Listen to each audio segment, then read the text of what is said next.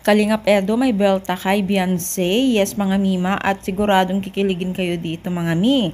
No? Bago natin pagpatuloy natin pag-support today's video, kung bago ka pa lang sa aking channel, please subscribe po, like, and pakit na rin po natin guys ang notification bell upang ma-update po tayo tuwing ako pinag-upload patungkol sa ating Kalingap.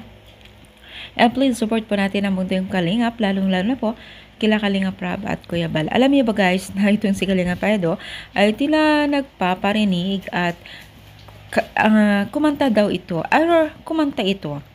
Talagang kinakantsawan ng buong Team Kalingap dahil nga tila nga daw para kay Beyonce ang kanyang kinanta, no? So, bumelta o bumanat itong si Kalingap Edo kay Beyonce. Yes, mga mima, dahilan na rin po na marami pong kinilig sa kanta ni Kalingap Edo.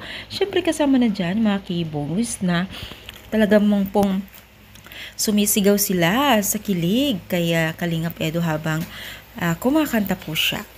No, kung mapapansin po natin guys ay itong si Kalingap Edo ay talagang nakukuha na naman niya ang loob ng mga netizens, no?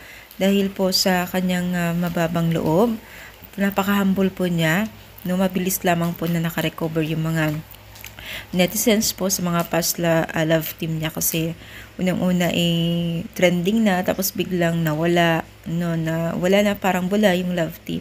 So parang nadadala yung mga netizens, pero ngayon ay nakikita pa rin nila yung kabutihan ng puso ni Kalingap Edo.